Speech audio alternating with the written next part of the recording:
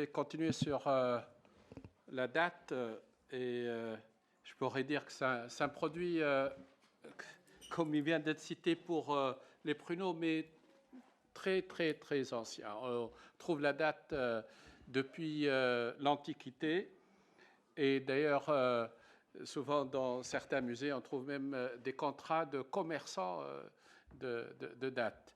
D'ailleurs, je m'étais intéressé, moi-même je suis commerçant de date, je suis un marchand, puisque j'ai entendu beaucoup de mal des marchands. Mais je suis un marchand, je me présente, je suis un marchand qui avait fait de l'administration pendant 20 ans et puis qui, par la suite, j'ai repris une affaire familiale il y a à peu près 17 ans. Aujourd'hui, notre entreprise exporte à peu près 10 000 tonnes de dattes sur 30 pays au monde. Bien sûr, toute l'Europe, mais aussi l'Asie, l'Afrique du Sud et dernièrement les États-Unis. C'est un produit aussi, c'est un produit historique, mais c'est un produit qui a une valeur religieuse, je dirais, parce que dans toutes les religions, on trouve que ce soit chez les musulmans, chez les chrétiens ou chez les juifs, la date c'est important. C'est un produit festif religieux. Et donc ça fait vraiment partie du patrimoine culturel de l'humanité, si je peux dire. Bon, aujourd'hui, la date, au niveau mondial, on produit à peu près 6 millions de tonnes. C'est une production énorme. Lorsqu'on la compare à l'huile d'olive, c'est à peu près le double. Et c'est un produit qui est principalement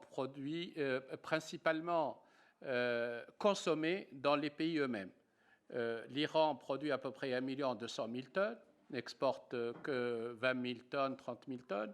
L'Égypte produit 1 million de tonnes, mais exporte peu. Donc, c'est un produit où les échanges ne représentent que 10% du total. Et au niveau du commerce mondial, il y a à peu près 500 000 tonnes qui sont échangées au niveau du marché international. De ces 500 000 tonnes, l'Inde importe la moitié.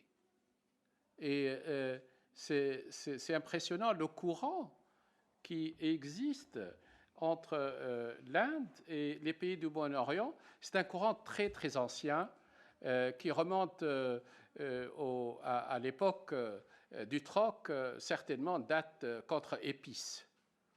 Et on retrouve jusqu'à présent que l'Inde importe la moitié du total des importations.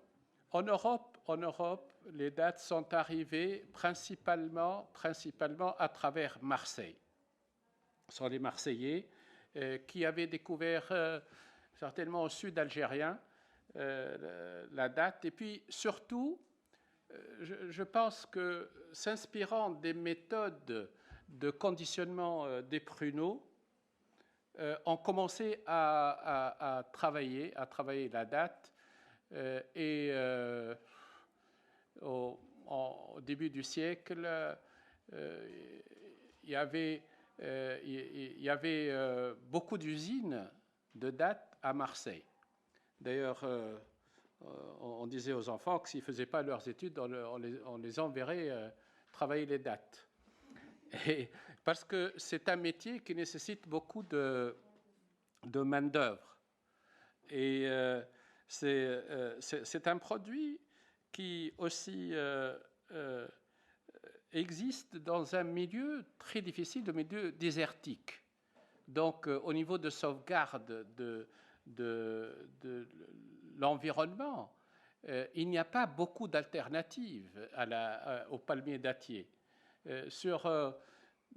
En Tunisie, ce sont les régions désertiques. D'ailleurs, à part le palmier, l'élevage principalement des camélidés et le tourisme aujourd'hui qui commence à se développer, il n'y a pas d'autres possibilités de production. Et c'est un produit qui est fait par des petits agriculteurs. La moyenne, c'est 1 hectare, 1 hectare et demi peut-être. Souvent, sur le même hectare, on trouve beaucoup de propriétaires. Et chose unique peut-être, c'est que auparavant, les droits de propriété étaient très liés aux droits de l'eau. Et d'ailleurs, il y avait une synchronisation totale entre les droits de propriété et le droit de l'eau, ce que nous avons d'ailleurs perdu aujourd'hui. Pour ce qui nous concerne, en tant qu'entreprise totalement exportatrice, nous ne faisons que l'exportation. Nous sommes confrontés d'ailleurs tout le temps à de nouvelles idées. Et aujourd'hui, j'ai appris beaucoup. D'ailleurs, je remercie M. Vincent Dolé de m'avoir invité, parce que cette question de terroir, de promotion de terroir, etc., peut-être c'est la première fois, moi, que j'assiste à une réunion où je trouve des chercheurs, des gens que vraiment s'y intéressent, parce que aucune grande surface ne m'a jamais demandé un produit de terroir. On m'a jamais dit est-ce que ça vient de telle région ou telle autre, est-ce qu'on peut faire mieux ou donner une meilleure qualité si on prenait d'une région ou d'une autre. Et ça m'amène à dire qu'il faudrait que cette préoccupation de terroir vienne du consommateur. Nous sommes une entreprise privée, mais avec des valeurs. Et je voudrais finir pour insister, au fait, sur les valeurs aujourd'hui qui me semblent fondamentales et qu'on a essayé de développer. On a essayé de développer au cours des dernières années. Et la première des valeurs, c'est l'établissement des partenariats durables avec les producteurs. C'est bien beau à dire, mais comment on le fait? Et pourquoi nous sommes convaincus que nous devons le faire? Pour une raison très simple. Nous disons, si nous soutenons pas les producteurs, demain, nous sommes menacés. Si les producteurs n'arrivent plus ne s'intéressent plus non plus, ne valorisent plus leurs produits, on ne va pas exporter les roses de sable du sud tunisien. Nous sommes dans un métier où nous devons trouver le produit. Donc, on s'est implanté dans les zones de production. On a fait des centres, ce qu'on appelle les centres de collecte ou en collecte, mais autour de chaque centre de collecte, nous avons développé des relations avec les producteurs. Nous avons un service agronomique avec un ingénieur qui fait de la vulgarisation. C'est-à-dire nous avons remplacé un peu les services publics. Bien sûr, mes collègues me disent tous, Monsieur Boujbel, vous faites des choses, vous allez faire faillite avec toutes ces dépenses. Mais je crois que c'est une valeur très importante d'établir des relations win-win, où le producteur gagne, l'entreprise gagne, et que nous puissions ensemble faire progresser la filière. Parce que nous sommes, je dirais, entre des exigences inouïes en Europe et une inconscience totale au niveau de la production de ces exigences. Et c'est, croyez-moi que les Anglais, British Retailer Consortium, c'est l'audit qu'ils nous font, c'est quelque chose, le jour où ils vont arriver à l'usine, le personnel est traumatisé. Et et c'est une réalité. Et surtout, il faut surveiller, si jamais il y a une fenêtre où un oiseau passe, alors c'est le désastre, on aura réellement tout perdu.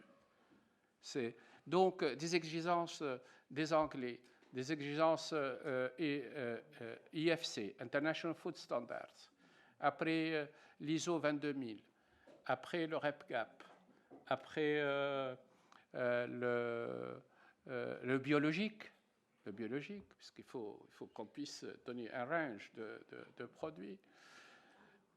Et maintenant, le terroir.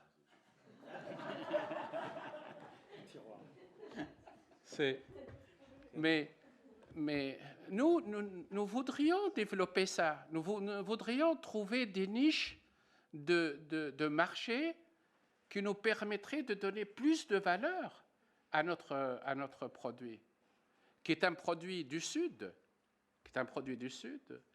et qui, à travers son développement, on pourrait réellement sauver une bonne partie de l'environnement désertique de nos régions.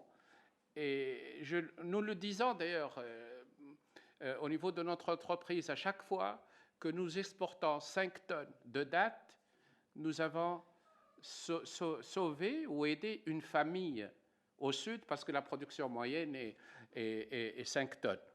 Et j'ai utilisé d'ailleurs cet argument souvent lorsque des clients viennent nous voir, je les amène souvent au sud et je les amène dans des familles pauvres et je leur dis, regardez, si vous nous achetez 100 tonnes, il y a 20 familles, il y a 100 personnes, il y a des enfants qui vont aux écoles, il y a des gens qui veulent améliorer leur situation économique.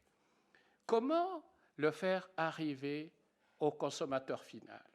Si la grande distribution n'est pas impliquée, on ne pourra rien faire. Et si la grande distribution continue à pratiquer une attitude de presser les fournisseurs, de leur demander que des baisses de prix, on ne pourra jamais faire avancer notre filière. Et je peux vous dire que, par expérience, en Espagne, avec une chaîne de distribution Mercadona, nous sommes en train de faire un travail fabuleux, où les gens de la grande distribution viennent, font la promotion du produit, et on a pu faire déguster les Espagnols les bonnes dattes branchées en 250 grammes. Et on ne s'attendait jamais à une explosion de ce produit. Aujourd'hui, en Espagne, par la suite, on a pu l'intégrer en Italie. Nous sommes en train de discuter en France, mais avec la crise, c'est toujours l'hésitation pour introduire un nouveau produit. Aujourd'hui, la situation n'est pas pour la promotion des terroirs et la promotion de nouvelles idées, etc. La situation est, j'espère qu'elle la durée sera courte, hein, mais cette démarche devra se faire en collaboration étroite avec la grande distribution. Et je vous remercie. Pardon, mais juste un point que je voulais dire, c'est au sujet de la convergence des pays ou la divergence. Nous avons un vrai problème parce que dans les dates, il y a des centaines de variétés. En Égypte, il y a Siwi, il y a les dates du Nord, les dates du Sud, il y a une variété extraordinaire. Dans tous les pays, il y a beaucoup de variétés, mais en Tunisie, en Algérie, il y a une variété dominante, la Deglet Nour. Et aujourd'hui, à chaque fois que je rencontre un Algérien, il me dit « Mais monsieur Boujbel, vous nous avez volé notre nom. Deglet Nour, c'est nous, c'est pas vous. » Et je crois que c'est un élément de convergence pour qu'avec nos amis algériens, on puisse travailler ensemble une dénomination, je dirais, méditerranéenne. La même chose pour l'huile d'olive. Comme je suis aussi un marchand d'huile d'olive, alors l'huile d'olive, c'est vraiment le produit qui s'y prête le mieux à la dénomination méditerranéenne. Et je dirais, c'est dans l'intérêt d'ailleurs de la filière, pour la simple raison qu'il y a des alternances au niveau de la production. Lorsque parfois l'Espagne a une grande production, il se peut que la Tunisie ou l'Italie ou la Grèce n'en a pas. Donc, pour un opérateur, c'est dans son intérêt de développer la dénomination méditerranéenne pour qu'il puisse continuer à travailler, en définitive, pour que l'on puisse faire face aux aléas de la production méditerranéenne, parce que c'est aussi une caractéristique fondamentale de la production méditerranéenne du Sud, surtout. C'est un élément c'est un élément de risque majeur, je dirais, surtout lorsqu'on arrive à des volumes importants. Moi qui fais 10 000 tonnes de date d'exportation, je me dis maintenant, je dois aller en Algérie, maintenant je dois aller en Égypte, maintenant je dois aller en Saoudie pour pouvoir continuer à travailler. Parce que si jamais il y a une année où il y a plein de flottes d'eau, je ne peux pas continuer à travailler.